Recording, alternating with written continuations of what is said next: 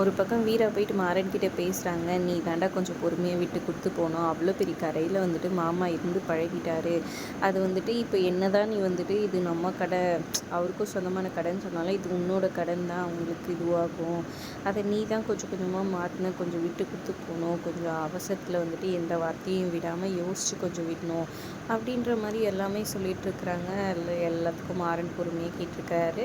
இங்கே கார்த்திக்கிட்ட வந்துட்டு நீங்களும் அந்த மாதிரி டெலிவரியெலாம் பண்ணுவீங்களா, அதெல்லாம் வேண்டாங்க, நீங்கள் வந்து ஆள் வச்சுங்க டெலிவரி பண்ணுறதுக்குன்ற மாதிரி பிருந்தா சொல்ல, இந்த பேர் நம்ம இருக்கிற கஷ்டத்துக்கு வந்துட்டு அதுக்கு நான் ஆள் வச்சு காசு கொடுத்துட்டு இருந்தால் வாங்குறது எல்லாமே வந்துட்டு அதுக்கே போயிடும், லாபமே நிற்காது, சும்மா இரு நான் பார்த்துக்கிறேன் அப்படின்ற மாதிரி பிருந்தா கிட்டே சொல்லிடுறாரு கார்த்திக். அதுக்கப்புறம் ராகவன் கிட்டே அவர் கால் ஒத்தட்டம் கொடுத்துட்டே வள்ளி பேசிகிட்டு இருக்காங்க. என்ன நீ எதுவும் சொல்லியே, ஏதாவது திட்டுவியே, என்னால் தான் இதுவாயிடுச்சுன்னு சொல்லுவியே, சொல்லத்த அப்படின்ற மாதிரி ராகவன் கேட்க, அதெல்லாம் இல்லைடா, நீ பெரிய பையன் விட்டு கொடுத்து போவேன்னு பார்த்தா இப்படி சண்டை போட்டுறியடா, அவன் சின்ன பையன் எப்போவாச்சும் இருந்தால் வார்த்தை விட்டு தான் செய்வான், பாவம் அவனுக்கு வந்து குடும்ப சுமை இப்படி வந்து இறங்கிடுச்சு, அவன் எவ்வளோ பொறுப்பு இல்லாமல் இருந்தான் அவனுக்கே தெரியும்ல, இப்போ அவன் இவ்வளோ பொறுப்பாக இருக்கான்னா நீ அதையும் யோசிக்கணும்ல, கொஞ்சம் பொறுத்து போங்கடா, இப்படி சண்டை போட்டுக்காதீங்களே என் கண்ணு முன்னாடி அப்படின்ற மாதிரி ஃபீல் பண்ணி சொல்லிட்டு இருக்கிறாங்க. அதுக்கப்புறம் மாறன் கிட்டே போயிட்டு மாறனுக்கு எண்ணெயெல்லாம் தடவி விட்டுட்டு, இந்த பாருடா உனக்கு புரியாதெல்லாம் இல்லை, உனக்கு நல்லாவே எல்லா விஷயமும் புரியும், அதனால் நீயும் பொறுத்து போ, அண்ணன் தானே கொஞ்சம் இது பண்ணிப்போ அப்படின்ற மாதிரி இவருக்கும் வந்துட்டு அட்வைஸ் பண்ணிடுறாங்க. அதுக்கப்புறம் கடத்திறப்புக்காக வந்துட்டு புதுசாக வந்துட்டு காடெல்லாம் அடித்து எல்லாருக்கும் வந்துட்டு ஒரு பக்கம் கார்த்திக், ஒரு பக்கம் மாறன், ஒரு பக்கம் வீரான்ட்டு எல்லா பக்கமும் கொடுத்துட்டு வராங்க.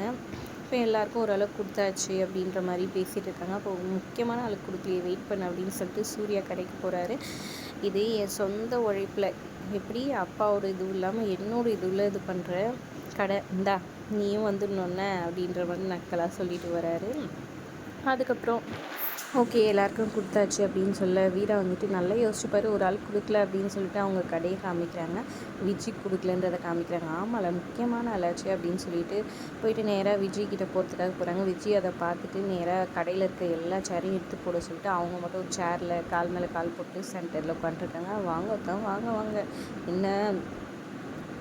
என்ன இந்த பக்கம் வந்திருக்கீங்க, கடையெல்லாம் பத்திரமா இருக்கான்னு பார்க்க வந்திருக்கீங்களான்னு சொல்ல, அப்புறமா கரெக்டாக அங்கே ஒரு மூட்டை எடுத்துகிட்டு போயிட்டுருக்காங்க, துணி மூட்டை, அதை கரெக்டாக அங்கே வச்சுறாங்க. அது மேலே ஏறி உட்காந்துக்கிறாரு நம்ம மாறன்.